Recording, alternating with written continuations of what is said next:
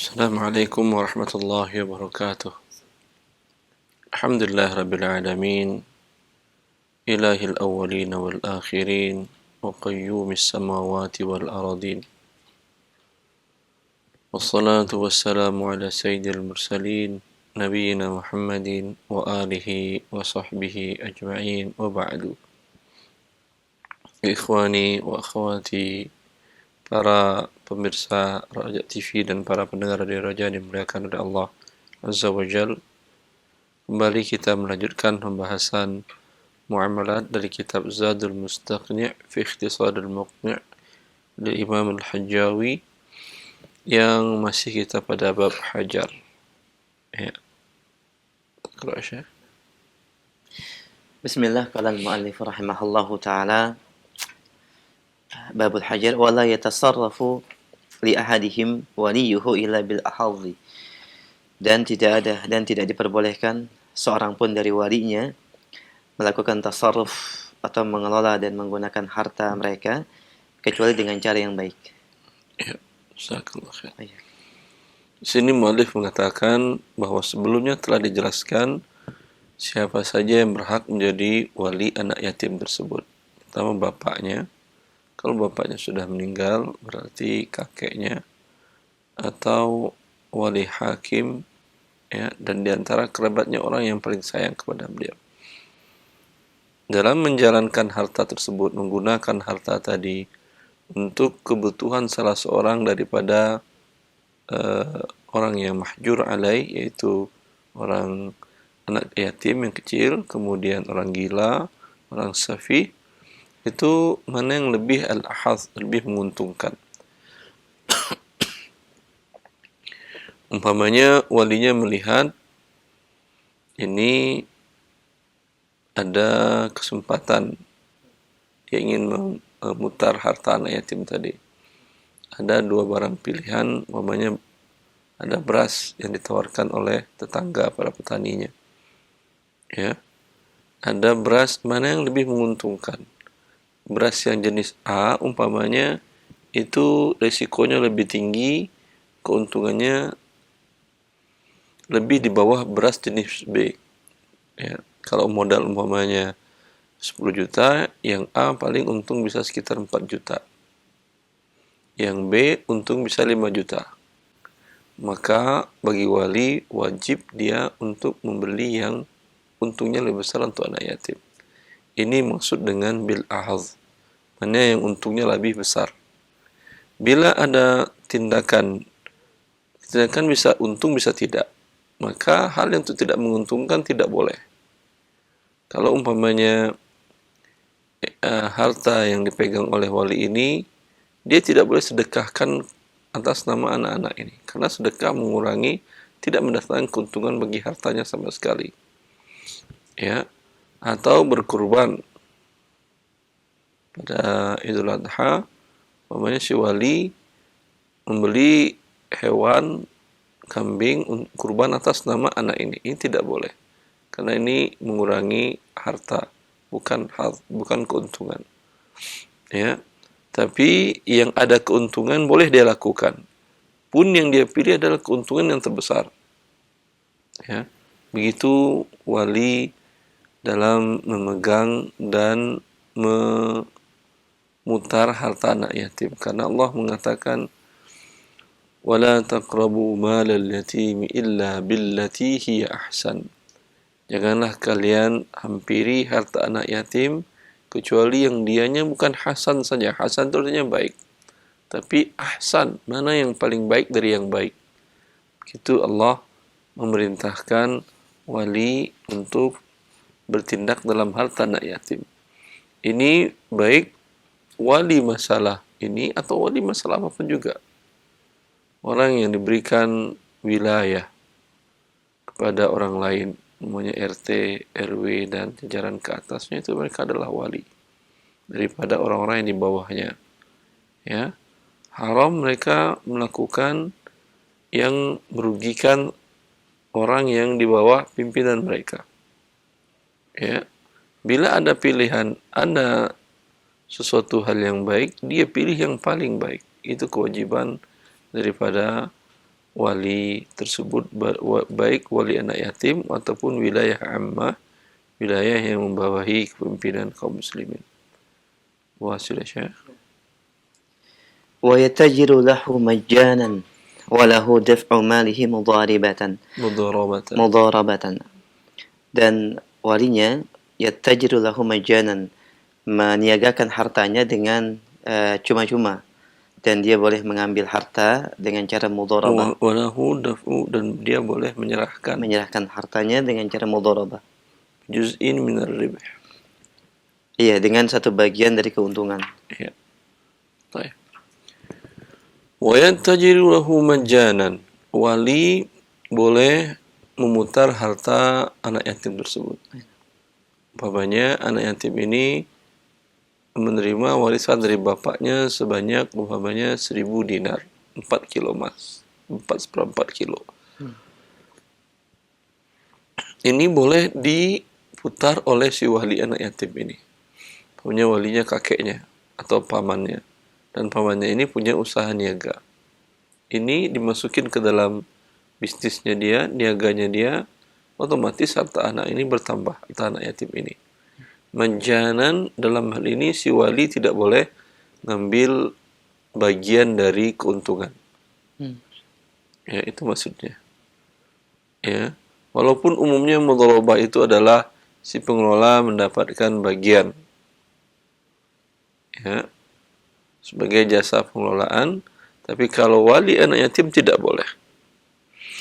Tapi kalau dia dalam kondisi tidak mampu, ya, dia tidak punya niaga atau pernah punya dagangan, usaha niaga, qadarullah bangkrut.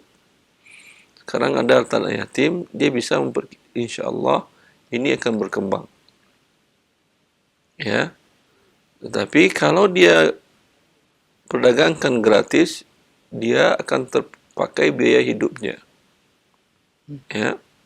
Di sini boleh dia mengambil bagian dari laba, tetapi yang menetapkannya bukan dia, adalah hakim. Karena kalau orang menetapkan untuk dirinya bagian, berarti yang besar dia tetapkan. Nanti aturannya bisa kita lihat selanjutnya.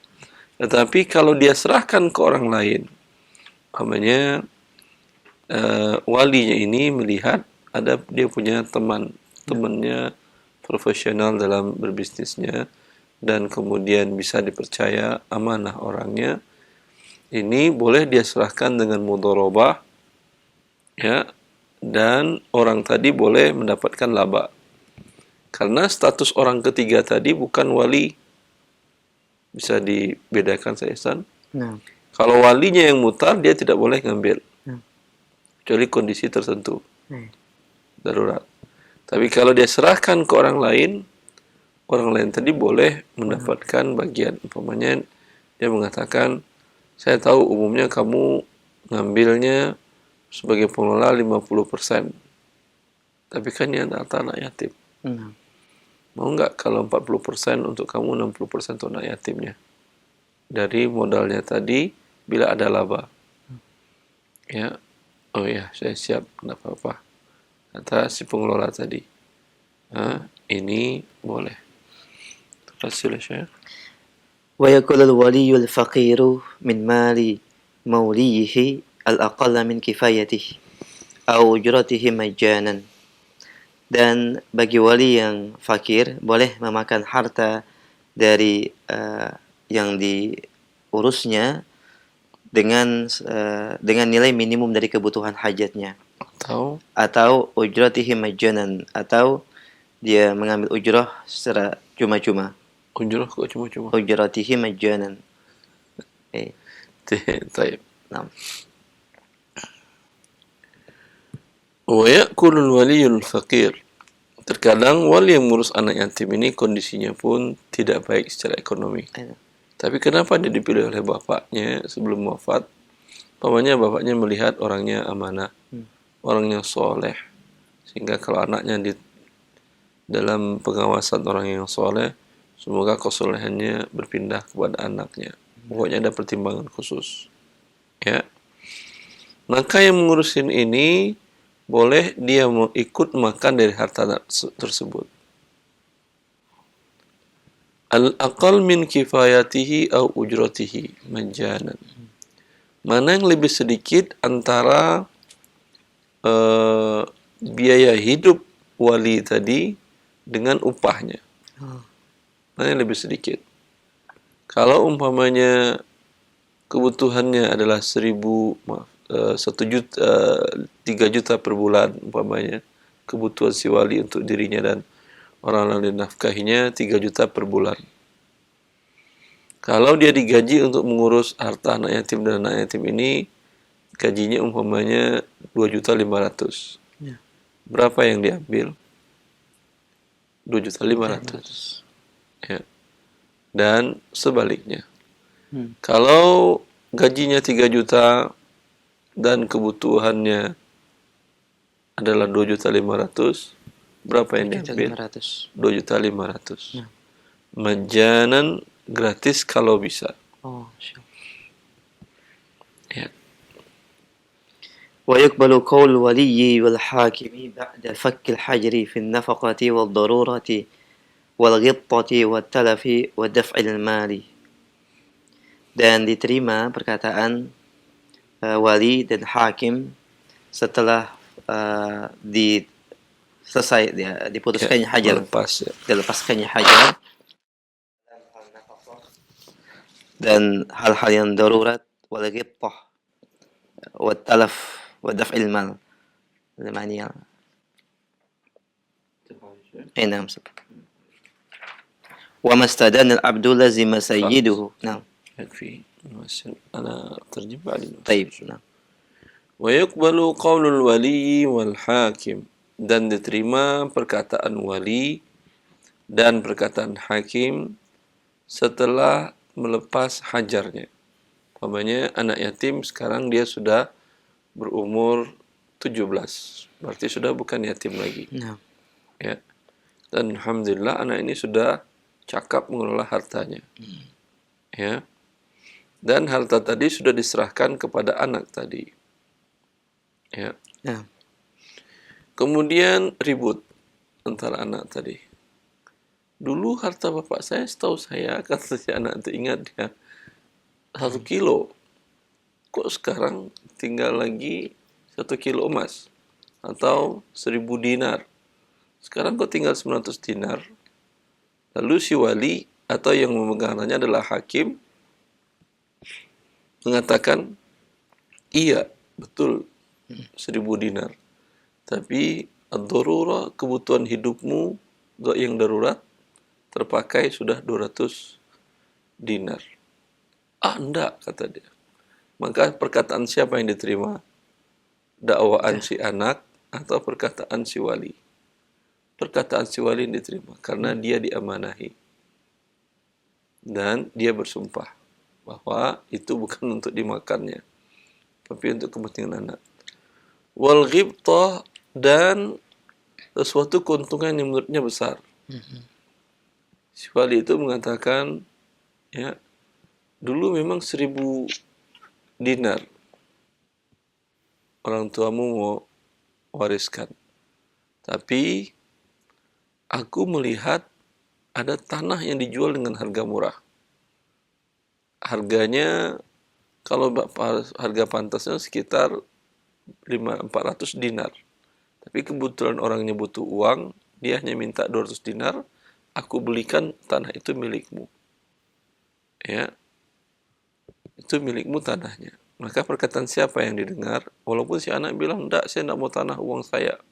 Tetap perkataan si wali. Ya. Wat talaf, atau hilang atau lenyap. Ya, si anak mengatakan, uang bapak saya 1.000 dulu. Iya, 1.000, tapi coba tanya ke orang-orang, pernah kampung kita terkena banjir, dan termasuk harta saya dan harta yang kau terima dari bapakmu, termasuk harta yang lenyap. Tapi alhamdulillah, ada orang yang menemukannya dan dia kembalikan, tapi sudah tidak penuh lagi. Menjadi hanya 800, kurang 200, mungkin pecah apa tempatnya atau berangkasnya atau apa, terserah, yang penting talaf. Perkataan siapa yang didengar? Perkataan wali. Tapi kalau musibah umum seperti ini kan bisa ditanya ke orang-orang, betul nggak ada banjir di tahun itu, tanggal sekian. Ya. Wadaf'il mali, dan penyerahan harta. Si wali mengatakan, harta sudah saya serahkan ke kamu. Kata dia belum. Kata si anak yatim ini. Perkataan siapa yang didengar? Perkataan wali dengan dia disumpah. Wasil kalilan Syekh menantahi. وما استدان العبد لزم سيده إن أذن له وإلا ففي رقبته كاستداعه وعرش جنايته وقيمة متلفه. Nah. Dan wamastadan al-abdu, dan al-abdu hamba saya. Tidaklah berhutang. Nah, tidaklah berhutang seorang budak melazimkan sayyidahu in adina. Apa yang berhutang? Al-abdu. Ya. Nah. Usul mulai sama nafiah. Nah. Dan apa yang berhutang? Baik, wamastadan al-abdu lazima sayyidahu in adina lah. Dan apa yang berhutang yang diizinkan. Ya. Seorang budak dia berhutang. Nah. Ya, jika diizinkan oleh tuannya, ini masuk dalam hajar karena budak mahjur ala malihi. Seorang budak berhutang kepada seorang tetangga atau ke warung. Ya. Jika diizinkan oleh tuannya, tentu tuannya yang membayar. Nah, masyaallah. Ya, walaupun dia berhutang untuk dirinya. Wa illa fa fi raqabatihi. Jika kemudian nelfon si yang punya toko tadi budak kamu berhutang kemari. Tadi saya nggak ngizinin. Salah kamu sendiri, kapan kamu nggak konfirmasi dahulu. Dan jika tidak, maka tanggungan si budak tadi.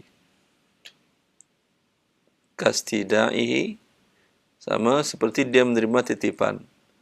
Wa arsya jinayatihi, dan dia menerima arsy jinayah, orang menganiaya dia dan dia mendapat uang kompensasi. Ya. Wa qimati mutlafihi, dan nilai dari barang yang dilenyapkannya sama fungsinya. Orang nitip barang ke budak, lalu budak tadi dijual oleh si budak. Salah sendiri, kenapa nitip ke budak? Kecuali diizinkan oleh tuannya, maka tuannya yang menanggung. Kalau tidak, budak itu semua yang menanggungnya. Wallahu a'lam. Dengan begitu, alhamdulillah berakhir babul hajar, dan insyaallah pertemuan selanjutnya kita lanjutkan babul wakalah. Barakallahu fiik, jazakallahu khair. Pendengar dan pemirsa Raja TV, demikian pembahasan dan juga penjelasan dari Al-Hajar pada bagian dan bab yang terakhir. Kita langsung memberikan kesempatan bagi pendengar dan pemirsa Roja TV untuk memperdalam pembahasan, atau bagi Anda yang ingin bertanya terkait dengan permasalahan muamalah, Anda bisa menyampaikan pertanyaan. Kita berikan kesempatan via telepon terlebih dahulu, silakan. Baik, sudah ada yang masuk? Halo. Ya, silakan. Waalaikumsalam warahmatullahi wabarakatuh. Ahlan, Bapak dengan siapa di mana? Pak Samsul di Lampung. Baik, Pak Samsul, silakan. Silakan Pak. Mau tanya Ustaz. Iya. Saya dan istri saya sama-sama PNS. Iya Pak Samsul. Sama golongan sama. Kemudian hasil gaji juga sama-sama menikmatinya. Yang pertanyaan saya, bagaimana cara pembagian warisan ini seandainya salah satu dari kami meninggal dunia? Ya. Berarti harta sama yang diterima. Iya. Tapi pengeluaran tentu berbeda. Pengeluaran pokoknya digabung semua, jadi Pak Samsul, di dalam syariat kita, kewajiban memberikan nafkah kan suami. Iya. Otomatis uang istri tidak keluar dalam kewajiban beri nafkah. Tentu uang suami lebih banyak berkurang dari uang istri. Itu yang seharusnya. Tapi kalau istri redho, ya nggak ada masalah. Jelas? Ya. Nanti bila qadar Allah salah seorang wafat, bisa dijelaskan. Umpamanya ada warisan yang meninggal, umpamanya adalah istri atau suami. Ketika itu dijelaskan berapa saham istri dari harta yang tertinggal ini. Rumah, kendaraan. Kalau uang tunai rekeningnya misah kan Pak? Iya. Ya, kalau uang tunai misah, Iya. jelas. Yang uang tunai ini harta istri dibagi. Kemudian dari rumah ini ada saham istri umpamanya 60% atau 50%. Ya, dinilai dan itu dibagi warisnya. Ini masalahnya. Jadi uangnya dicampur semua, bangun sama-sama gitu. Iya, tapi kan bisa dinilai dari sekarang. Iya. Ya, diperkirakan berapa saham istri di situ. Jelas Pak Samsul? Andaikan nggak bisa dikira-kira pokoknya. Kalau tidak bisa dikira-kira, Tapi nggak tahu berapa. berarti suami dapat 1/3, istri dapat 2/3. Kenapa istri 2/3? Karena uang suami berkurang untuk nafkah keluarga, istri tidak. Umumnya dinilai harga rumah tadi ketika wafat harganya 300 juta. Yang wafat istri, maka dikeluarkan dari rumah ini saham istri sebanyak 2/3 yaitu 200 juta. Kalau tidak bisa diperkirakan. Karena kewajiban suami nafkah rumah tangga berarti akan berkurang uangnya untuk biaya rumah tangga. Uang istri tidak berkurang. Demikian Pak Syamsul. Iya. Terus untuk anak-anaknya sesuai dengan ada anak 2, laki 1, perempuan 1. Nah, pembagian warisan untuk anak-anaknya gimana? Dua-duanya masih hidup atau sudah ada yang meninggal? Gimana, Ustaz? Kan masih hidup dua-duanya ya Pak? Anaknya. Oh, suami istrinya masih hidup. Orang tua yang saya laki-laki dua-duanya udah meninggal. Orang tua istri dua-duanya masih hidup. Baik. Yang Bapak tanyakan warisan untuk anak Bapak. Iya. Ya. Sekarang Bapak masih hidup, istri Bapak masih hidup juga kan ya? Masih. Nah, tidak ada bagi warisan. Kalau nanti Anda salah seorang yang Bapak meninggal atau istri Bapak meninggal, maka anak-anak laki dapat 2 bagian, perempuan dapat 1 bagian. Setelah dibagi juga kepada ibu bapak daripada yang meninggal. Kalau la qadarallah istri bapak yang meninggal. Tadi ibu bapaknya masih hidup kan ya? Masih. Ya, berarti bapaknya dapat 1/6, ibunya 1/6. Sisanya berapa? Sisanya 4/6 itu untuk anak laki-laki 2 bagian, perempuan 1 bagian. Berarti dibagi 3 yang sisa 4 tadi. 3 dikali 6 jadi 18. Ya, bapak dari istri Anda mendapatkan 3/16, ibunya 3/16, sisanya 8 untuk anak laki-laki, 4 untuk anak perempuan.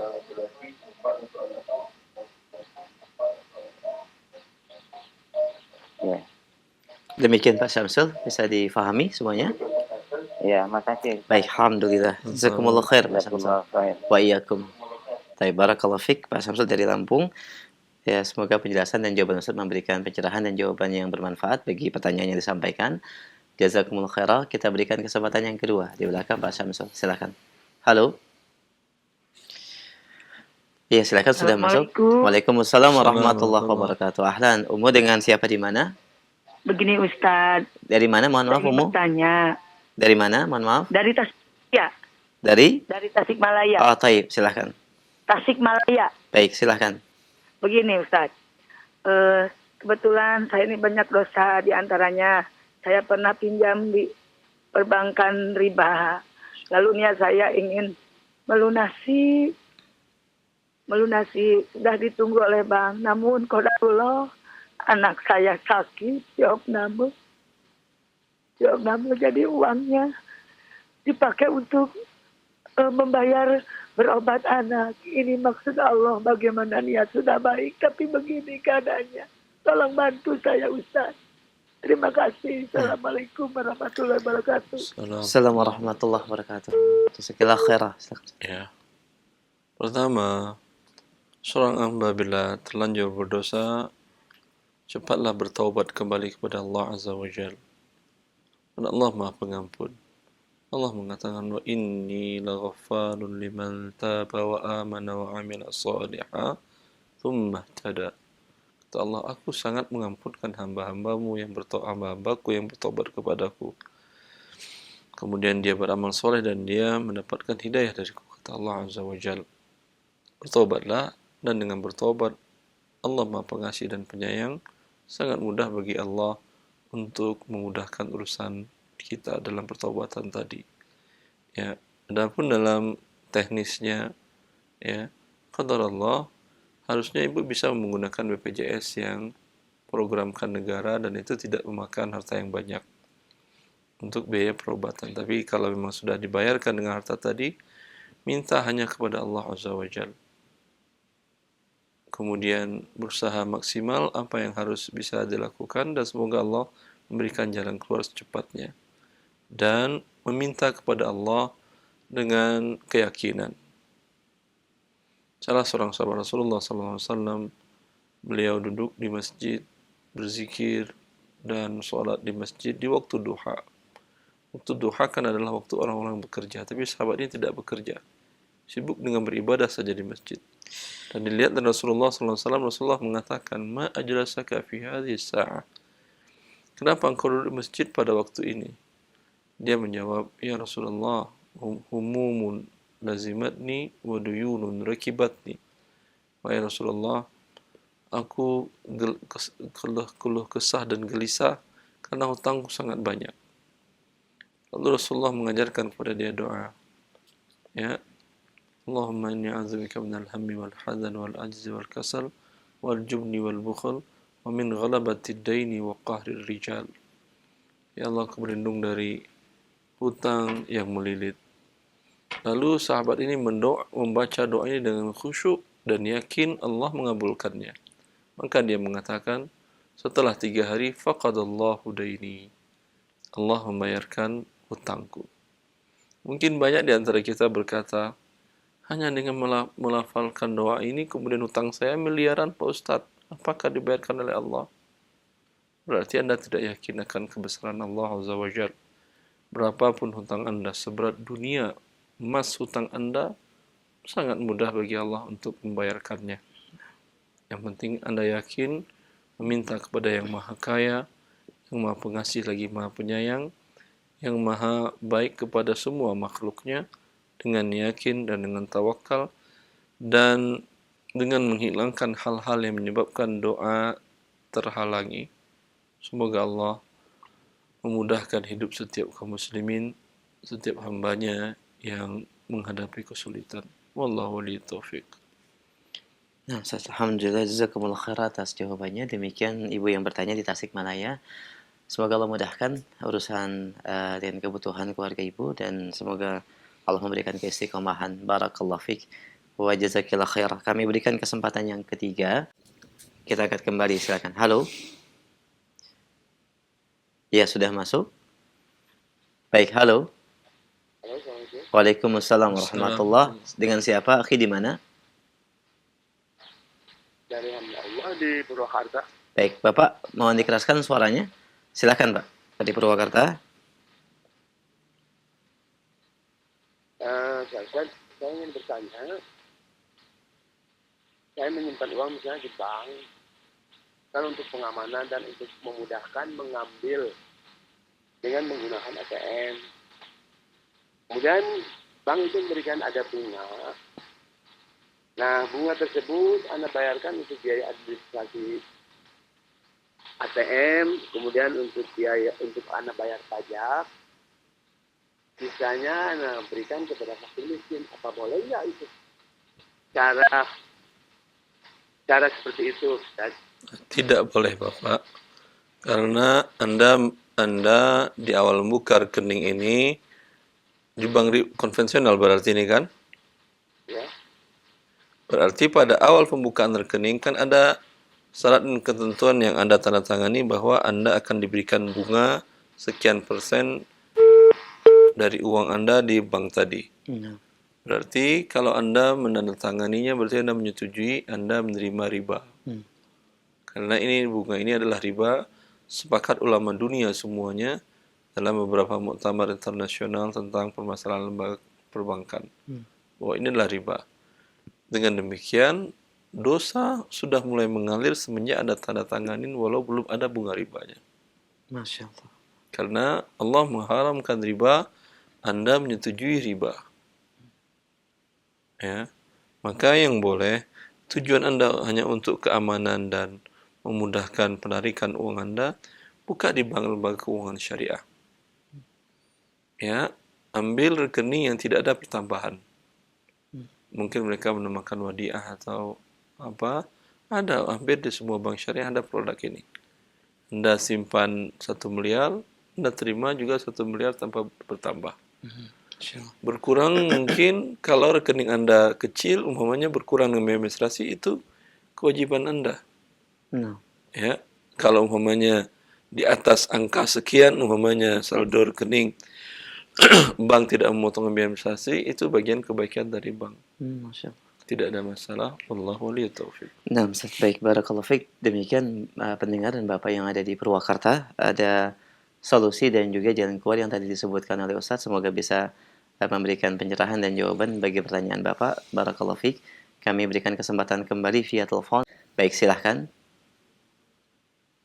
Ya, sudah masuk. Halo. Halo. Ya. Assalamualaikum. Halo. Assalamualaikum warahmatullahi. Waalaikumsalam warahmatullahi wabarakatuh. Dengan siapa Bapak di mana? Dengan Fadli Pak di Medan. Silakan Pak Fadli. Iya, saya kan punya usaha. Saya kebetulan sama teman saya itu berdua, Ustaz. Ya. Jadi saya modal saya sekitar 300 juta, teman saya itu sekitar 90 juta, Ustaz. Itu Ustaz, gimana kita ada waktu bagi hasilnya, Ustaz ya? Ini modal dua-duanya ikut mengelola atau satu aja yang mengelola? Satu aja, Ustaz. Saya mengelola, Ustaz. Dia tidak ikut mengelola. Iya. Ya. Berarti pertama ini namanya akadnya syirkah mudharabah. Ada syirkahnya, ada mudharabahnya.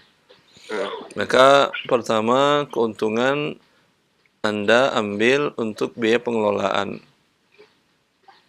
Biaya operasional setelah keluar, laba bersih. Laba ini Anda bagi menjadi 3 dahulu. Ya, 1/3 adalah bagian sebagai hak seorang mudharib. Yang 2/3 ini bagian dari modal. Keuntungan dari modal. Bagi 3 bagus, bagi 2 nggak ada masalah, tergantung kesepakatan aja. Yang 2/3 ini Anda bagi berdasarkan porsi modal. Anda modal 300 juta, teman 90. Berarti mungkin 1/4 dengan 3/4 atau 1/3 dengan 2/3 dari yang keuntungan yang setelah 2/3 tadi. 2/3 tadi. Wallahu a'lam. Dan bagi beliau boleh mengambil karena sebagai pengelola juga, Ustaz. Iya, dia mengambil 2 bagian. 2 bagian. Nah. Bagian pertama pengelolaan, bagian kedua dari modal. Nah. Maka keseluruhannya modal disatukan, pengelolaan tersendiri dari laba. Masya Allah. Yang pengelolaannya tidak dapat laba kalau usaha tidak ada untung. Masya Allah. Baik, Ustaz. Demikian pendengar kita Bapak Fadli di Medan. Mohon maaf sempat terputus, tapi mudah-mudahan ini menjadi jawaban bagi pertanyaan Bapak. Jazakallah khair. Kami angkat kembali satu pertanyaan via telepon sebelum kami bacakan pertanyaan dari pesan singkat yang sudah cukup banyak masuk. Baik, silakan. Halo. Iya, sudah masuk, silakan. Halo. Halo. Iya. Assalamualaikum, Umu. Waalaikumsalam. Baik. Dengan siapa di mana? Dengan Umi di Riau. Silahkan. Mendengar kita di Riau, silahkan Ibu.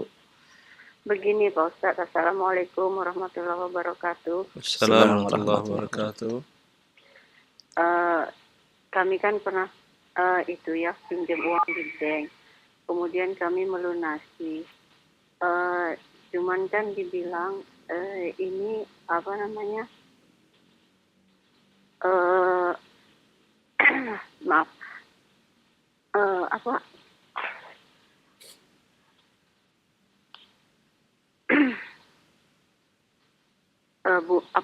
Bunga banknya itu tetap berjalan. Udah gitu ini susah saja ngasih tanya.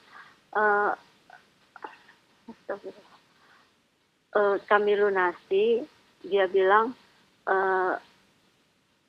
bunga banknya kalau sampai 2 tahun ke belakang itu sama pokoknya 81 juta lebih lah gitu Ustadz. Kemudian Uang yang Ibu terima dari mereka berapa? 150 kami pinjam, tapi yang dikasihkan nggak sampai segitu. Kami udah berjalan 5 tahun. Sebentar, uang fisik yang Ibu terima berapa? Uang bersihnya 147. 147. Kami udah berjalan 5 tahun. Yang Ibu harus bayar seluruhnya berapa dia minta? Itu kan jangka waktunya 7 tahun. Kami udah berjalan 5 tahun. Itu setelah kami hitung itu udah mencapai 170. Kemudian kami akan melunasi. Cuman kan Berarti udah lunas Ibu. Iya, tapi kan waktu kami mau melunasi kami bilang udah lunas, nggak bisa Ibu. Utang pokok Ibu masih 50 juta sekian katanya. Dia bilang Kalau ke dia saya terima 147. Saya bayar sudah 170. Terserah Anda mau ngitung, mereka biasanya menghitung ketika Anda bayar. Beberapa setahun pertama itu bunga aja ada kata mereka. Terserah kau mau hitung bunga, mau hitung akar, mau hitung batang, apa terserah kamu. Yang penting saya sudah bayar 170 juta, sudah lebih daripada yang saya terima. Iya, saya tidak mau karena Cuman masalahnya adalah barang jaminan Anda akan dieksekusinya, itu saja. ya itu Pak Ustadz, jaminannya nggak bisa keluar kalau nggak kami lunasi.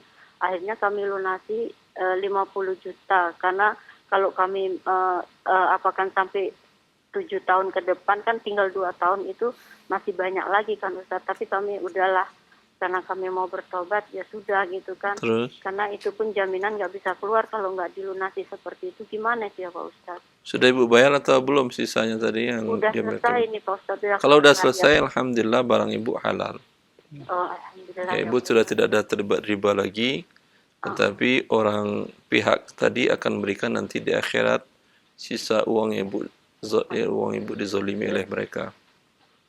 Selisih dari 147 sampai berapa Ibu bayar? Ibu bayar tadi 170 tambah 50 berarti 220. Iya Pak Ustadz. Ya, selisihnya itu nanti 53 juta. Di akhirat 73 juta pasti mereka bayar ke Ibu. Iya. Masya Allah. Seperti itu Alhamdulillah. Pak Ustadz. Nah. Baik, demikian Tidak Ibu. apa ya Pak Ustadz? Enggak, Karena uang Ibu halal insya Allah. Insya Allah, alhamdulillah ya. Alhamdulillah. Terima kasih Pak Ustadz. Nah. Assalamualaikum warahmatullahi wabarakatuh. Waalaikumsalam warahmatullahi wabarakatuh. Jazakallah khair Ibu dan barakallahu fiik. Hidup memang begitu Ustaz. Nah, Ustaz. Kalau orang yang tidak percaya dengan hari akhir, dia stres dalam kehidupannya. Masya Allah. Terkadang dia dizolimi dan tidak bisa dia mengangkatkan kezolimannya dari orang. Karena si penzolimnya kuat dan dilindungi hukum dan undang-undang di sebuah daerah atau sebuah negara. Ya Anda mau apa? Ya. Nah. Tapi jangan seorang muslim tidak akan stres. Bagi dia, alhamdulillah di dunia saya dizolimi, di akhirat tidak ada kezoliman. Walau satu titik kezoliman, tetes kezoliman, pasti akan dibalas oleh Allah Azza wa Jalla. Baik. Di tempat peradilan yang maha adil. Nah, insyaallah. Jazakumullah khair dan ini juga menjadi jawaban bagi beberapa pertanyaan dari pesan singkat. Alhamdulillah, jazakumullah khairah. Kami akan angkat beberapa pertanyaan dari pesan singkat. Assalamualaikum warahmatullahi wabarakatuh Ustaz. Semoga Allah jaga kesehatan antum. Pertanyaan yang pertama, Ustaz, saya memiliki keponakan yang sudah yatim yang menjadi pertanyaan, siapakah yang lebih berhak untuk mengelola hartanya? Ya, saya sebagai selaku pamannya atau ibunya, Ustaz? Jazakallahu khair. Jazakallahu khair. Allahumma barik fiik. Yang kita katakan kemarin kalau ada wasinya. Wasi itu adalah orang yang diwasiatkan oleh bapaknya sebelum meninggal. Benar. Kalau ada apa-apa pada diri saya, kamu bertindak sebagai posisi saya. Itu namanya wasi. Kalau tidak ada, wali itu adalah laki-laki bukan perempuan. Maka siapa yang paling berhak? Semua wali itu urutan-urutan asobah. Bapak, kalau yang meninggal ibu. Bapak atau bapaknya bapak, kakeknya kakek kalau masih hidup. Kalau tidak, pindah kepada saudara dari yang meninggal, itu paman dari anak ini. Anda dan paman ini umumnya banyak, apakah semua jadi wali? Tidak. Siapa yang paling sayang kepada anak ini, dan siapa yang paling cerdas dalam mengolah harta, dan yang paling amanah. Ya. Demikian jazakumullah khair pendengar yang bertanya. Semoga ini menjadi jawaban yang bermanfaat. Jazakallah khair. Pertanyaan berikutnya kami angkat dari pesan singkat dari Pak Asep di Bekasi. Saya sebagai pengurus penggalangan dana dari donatur, di mana dana tersebut untuk kegiatan sosial, Ustaz. Contoh, membeli karpet masjid, membeli air untuk daerah yang mengalami kekeringan, memberi nasi bungkus untuk orang-orang yang butuh, dan lain-lain. Yang menjadi pertanyaan, bolehkah saya mengambil dari dana tersebut untuk operasional? Maksimal berapa persen, Ustaz, dan adakah dalilnya? Jazakumullah khair. Allahumma barik fiik. Bolehkah pengelola itu mengambil untuk operasional? Kalau operasional jelas boleh. Tapi permasalahannya untuk biaya pengelola boleh apa tidak? Untuk gaji umpamanya. Lebih baik terus terang. Tadi kita katakan dalam masalah wali yatim, dia boleh mengambil, ikut makan dari harta anak yatim. Tapi Allah mengatakan siapa yang fakir boleh dia mengambil. Ya, kalau dia berkecukupan, hendaklah dia menahan diri. Ya. Tetapi kalau pengelola ini ingin mengambil, harus mereka sampaikan di awal kepada setiap donatur bahwa sekian persen, umpamanya kalau di yayasan sosial di Saudi Arabia saya masih ingat, setiap Anda menyerahkan dana ke mereka, mereka terus terang. Di formulirnya ada tulisan bahwa catatan mulahazah bahwa 5% dari dana yang Anda berikan itu untuk biaya operasional mereka. Termasuk di sana gaji karyawan dan kantor dan segala macam. Kalau Anda rela, silahkan. Kalau tidak, salurkan sendiri dana Anda. Umpamanya mereka ingin bangun masjid di Indonesia. Atau Anda orang Jakarta, ingin bangun masjid umpamanya di kampung Anda, umpamanya di Aceh, atau di Kalimantan, atau di Sulawesi, atau di Papua. Ya, Anda kerjasama dengan yayasan yang ada di sini, dan dia punya cabang di kota Papua tersebut, di Pulau Papua. Tentu, kalau mereka tidak pakai biaya operasional, itu kan untuk mengecek tanah, apakah statusnya wakaf atau tidak. Kemudian untuk mengawasi jalannya proyek pembangunan, gambarnya bagaimana, kemudian rancang bangunnya bagaimana, sesuai blueprint apa tidak. Itu kan semuanya memakai biaya. Ya.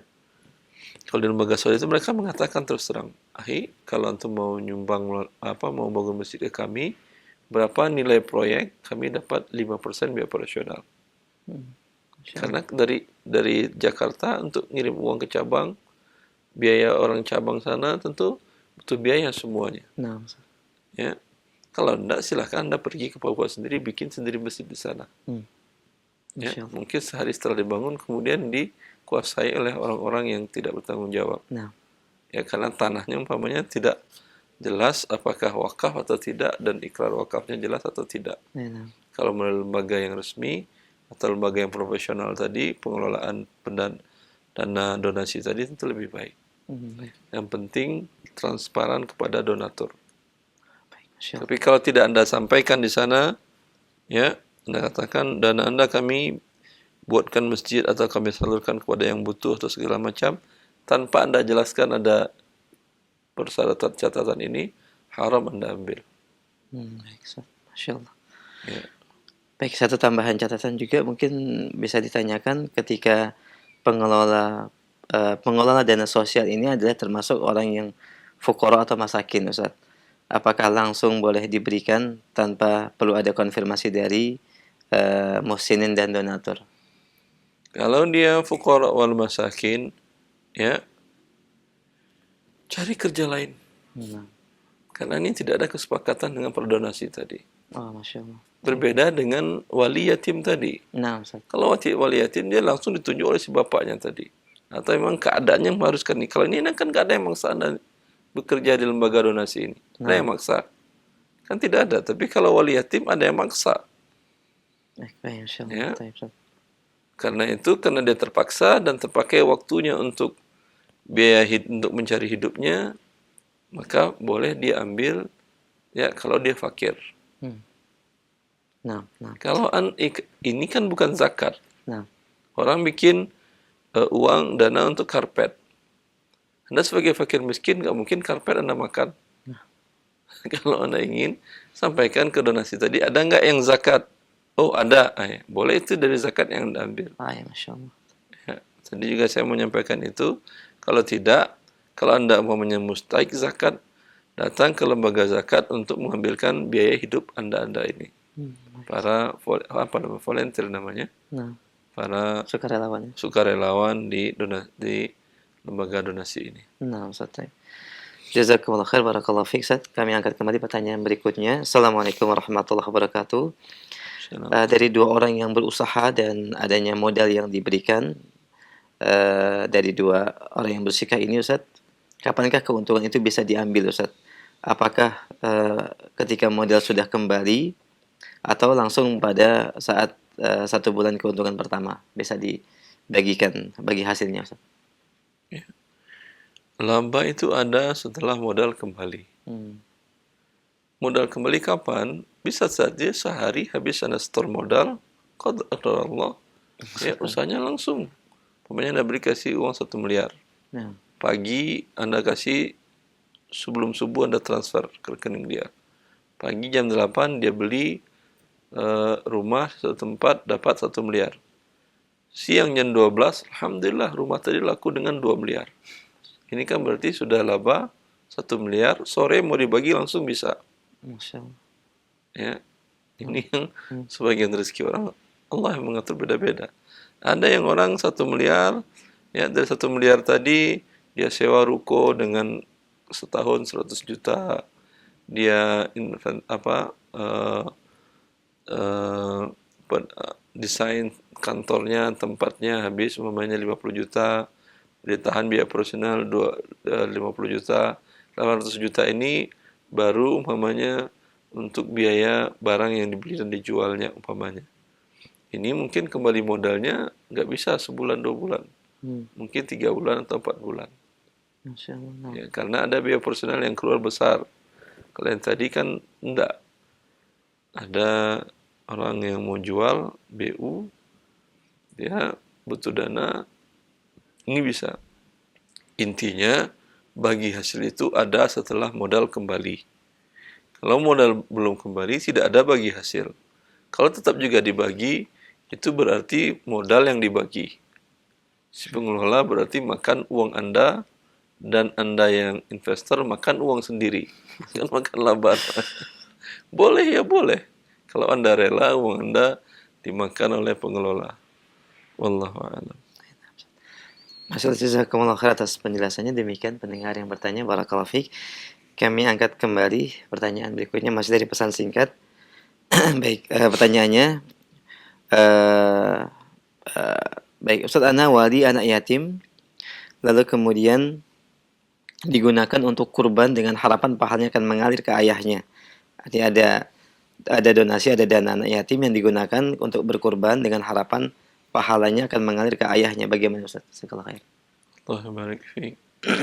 Anda tidak bertanya dahulu sebelum melakukan. Ini tidak boleh. Karena tadi kita katakan al-ahad, mana yang lebih menguntungkan anak ini, bukan yang meninggal. Ya, Anda ini berjihad untuk ayahnya yang meninggal dapat pahala. Tidak. Itu kalau anak yang berkurban, iya. Tapi sekarang anak ini yatim. Maka jihad adalah jihad yang salah. Ya, semoga Allah mengampuni dosa Anda dan jangan ulangi kembali. Karena ini akan mengurangi harta anak ini. Setiap tahun Anda berkurban umpamanya, ketika anak itu dewasa, sudah balik, anggap dia meninggal, bapaknya dalam umur dia 5 tahun. 10 tahun, 10 kali Anda berkurban 10 ekor kambing.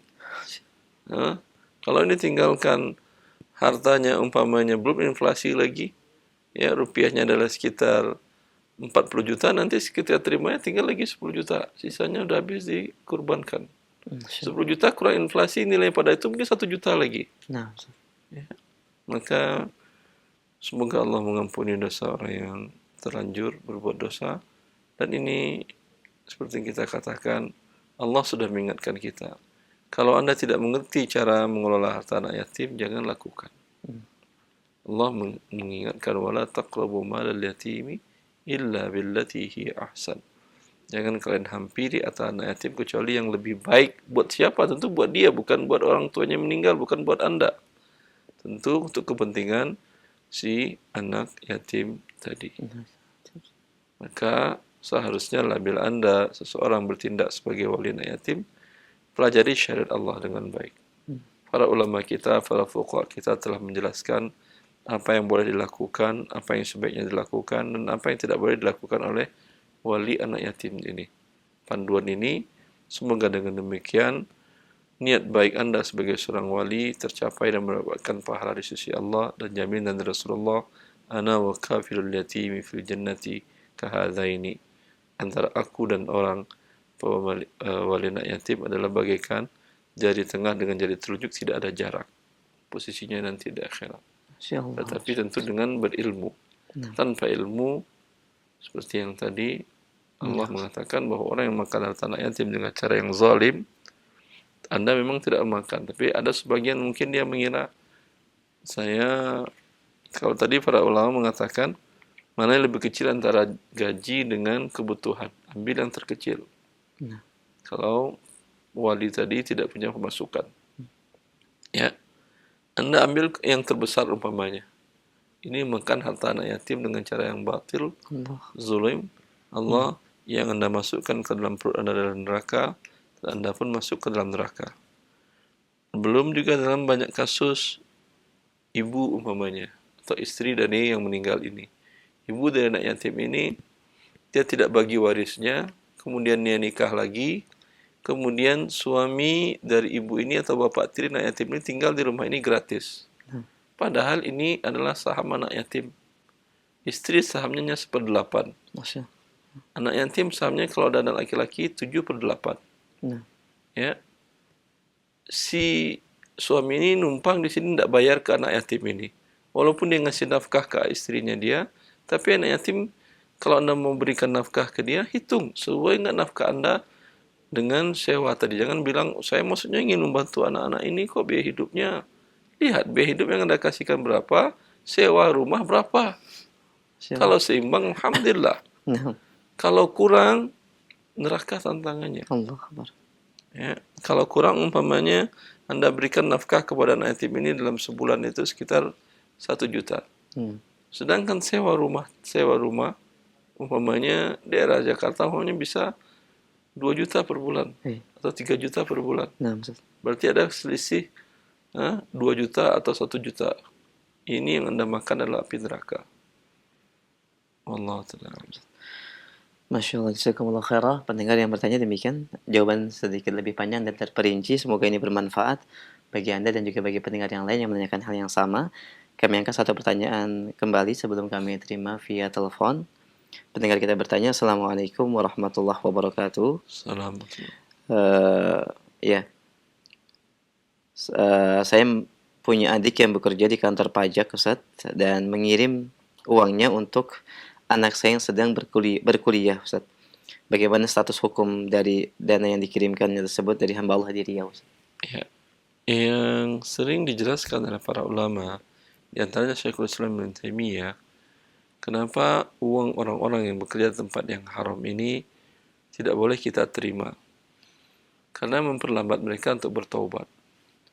Karena ketika mereka bertaubat, ini uang kan harus diberikan kepada fakir miskin. Kecuali Anda yang menerima ini atau anak Anda adalah fakir miskin. Boleh diambil sebesar menutup kebutuhan pokoknya sebagai fakir miskin.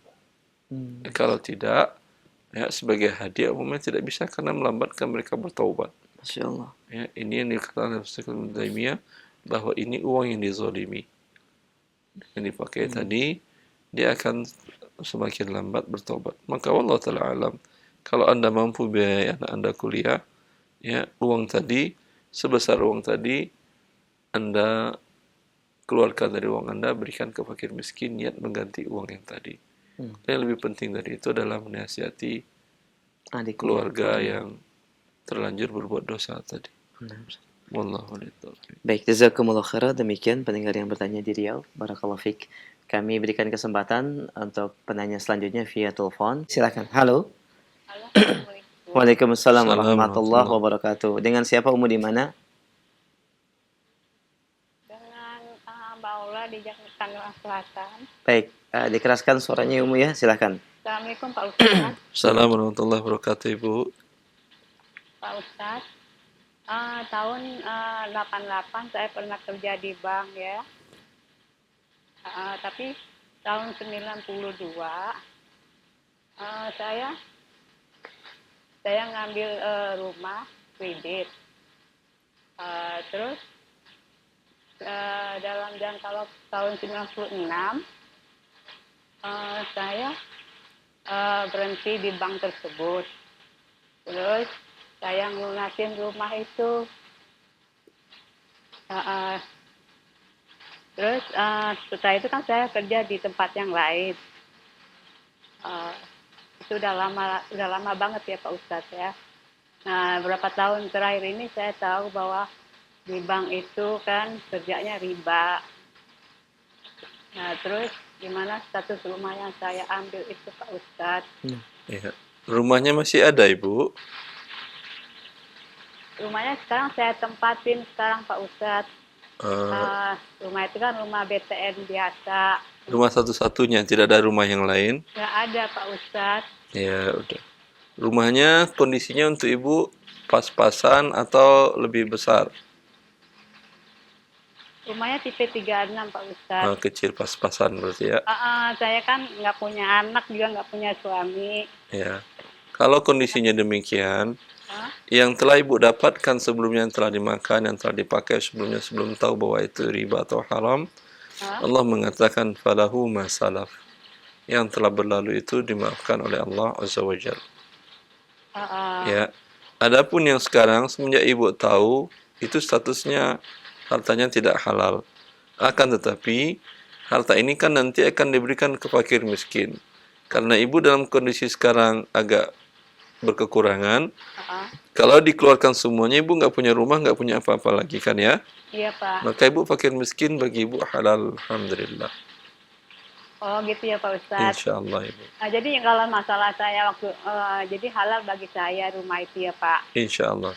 Terus kalau masalah sholat apa-apa dalam rumah itu Pak, saya tetap diterima sholat saya? Insya Allah Ibu. Kalau sudah halal dia tetap diterima dan banyak beristighfar kepada Allah dan minta ampun. Oh iya. Makasih ya Pak Ustadz. Ya Ibu. Ada satu lagi Pak Ustadz, boleh Pak Ustadz? Silahkan. Ini ada teman saya ya. Dia suka minjem duit ke saya ya. Tapi dia kalau pas saya ngambil duit itu, dia suka bawa makanan. Saya nggak mengharapin itu Pak Ustadz. Gimana status makanan itu apa? Teman ini sering ngasih makanan apa tidak? Sering Pak Ustadz. Sebelum pinjam-minjam sering juga? Sering Pak Ustadz. Nggak apa-apa kalau gitu diterima. Oh gitu, tapi saya riba gitu Pak Ustadz. Tidak apa-apa kalau dia sebelumnya saling memberi, tidak masalah, tidak termasuk riba. Oh iya. Ya Ibu. Makasih ya Pak Ustadz. Afwan, Ya, Ibu. Barakallahu fiik. Assalamualaikum. Waalaikumsalam warahmatullahi wabarakatuh. Jazakumullah khairan, Ibu. Kita berikan kesempatan satu pertanyaan kembali, silakan. Satu pertanyaan pesan singkat kami angkat. Assalamualaikum warahmatullahi wabarakatuh. Salam. Ustaz, dari pendengar kita Bu Yasmin di Sumatera Utara, kemarin saya buka tabungan di bank syariah dan tiba-tiba customer service-nya memberikan saya hadiah coklat dalam rangka hari pelanggan nasional, Ustaz. Apakah halal coklat tersebut dimakan? Insyaallah. Taib, Masya Allah. Anda siapapun yang datang mungkin dia berikan. Nggak ada masalah. Taib, barakallahu fiik. Pendengar dan pemirsa Roja TV, mungkin ini pertanyaan kami terakhir di kesempatan pagi ini. Kami mohon maaf dan sebagai ikhtitam silakan. Ya. Ikhwani wa akhwati fillah, apapun yang kita lakukan itu butuh ilmu. Baik perbuatan dunia, apalagi perbuatan yang berkaitan dengan akhirat. Kalau saja kita melakukan perbuatan dunia, ada standar operasional prosedurnya untuk melakukan agar kita dalam melakukan perbuatan dunia tadi selamat dari kebinasaan atau kecelakaan atau bahaya pekerjaan. Ya, dalam melakukan perbuatan akhirat juga butuh ilmu.